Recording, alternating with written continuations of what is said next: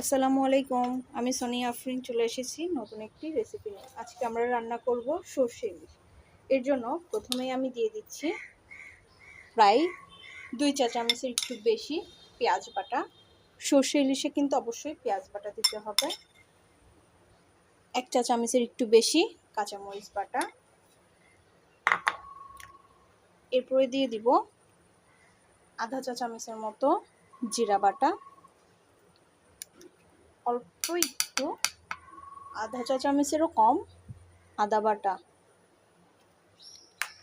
এরপরে যেটা লাগবে সেটা হচ্ছে আমাদের এই রেসিপির উপকরণ, সেকেন্ড উপকরণ যেটা সেটা হচ্ছে সর্ষে। সর্ষেটা প্রায় আমি 3 চা চামচের মতো অ্যাড করে দিব। এখানে আমি একটু মরিচ বাটাটা কম নিয়েছি, কারণ যেহেতু সর্ষেটাও একটু ঝাঁজ থাকবে, মরিচটাও একটু ঝাঁজ, আর আমি অল্প একটু পরিমাণে মরিচের পাউডার অ্যাড করব এর জন্য। এখন আমি দিয়ে দিচ্ছি আধা চা চামচ পরিমাণ মরিচের পাউডার বা মরিচের গুঁড়া, আধা চা চামচের সমান পরিমাণ হলুদ, আধা চা চামচের মতো ধনিয়া গুঁড়া।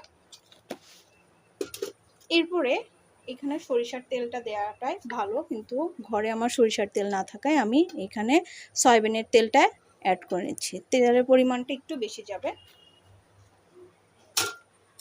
আর আমি দিয়ে দিচ্ছি ইলিশ মাছ। দেখেন আমি এখানে মাঝারি সাইজের ইলিশ নিয়েছি।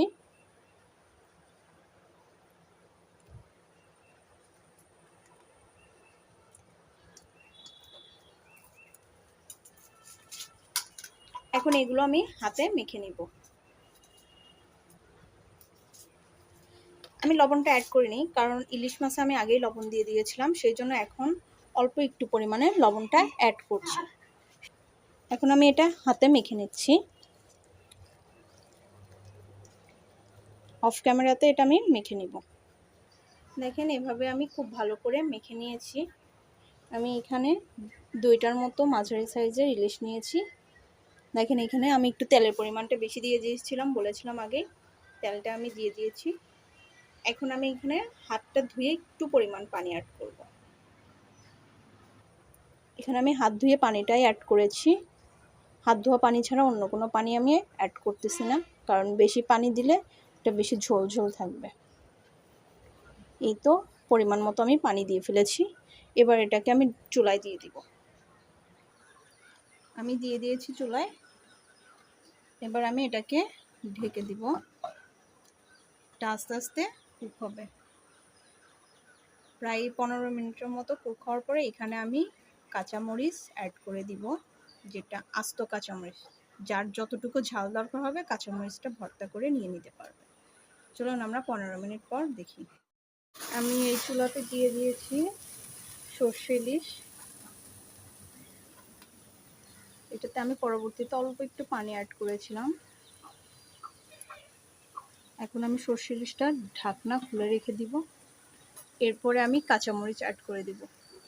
এখানে আমি লাল সবুজ মরিচটা অ্যাড করে দিচ্ছি, কাঁচামরিচ। আর এগুলো আমাদের ক্ষেতের মরিচ, সো অনেক বেশি ঝাল, আর দেশি মরিচ খাইতে অনেক মজা। সর্ষে ইলিশটা এইভাবে হয়ে যায়। আমি অন্য একটা রান্না তুলে দিয়েছি, সেটার দিকে যাই, দেখি কেমন হয়েছে। চলেন আমরা একটু দেখি কেমন হয়েছে। এটা এখন আমি ঢেকে দিয়েছি, আর চুলাটাও লো আঁচে রেখে দিয়েছি। আস্তে আস্তে এটা কুক হয়ে যাবে, তাহলে মাছের ভিতরে আর কাঁচা কাঁচা থাকবে না। আর গ্রেভিটা একটু ঘন হয়ে যাবে যখন, তখন আমি এটাকে নামিয়ে ফেলবো। আর লবণটা ঝালটা স্বাদ মতোই হয়েছে। আমি ফাইনাল লুকটা আপনাদেরকে অবশ্যই দেখাবো। রেডি হয়ে গেছে আমার সর্ষে ইলিশ।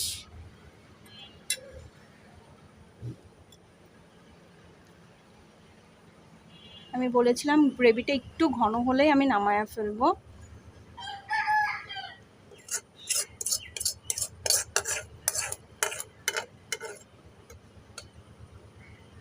এই তো আমার সর্ষে ইলিশ কেমন হয়েছে দেখে জানাবেন কমেন্টসে, আর বাসায় অবশ্যই ট্রাই করবেন। আজকের মতো এ পর্যন্তই, দেখা হবে নতুন কোনো ভিডিওতে ইনশাল্লাহ। আল্লাহ হাফেজ, আসসালামু আলাইকুম।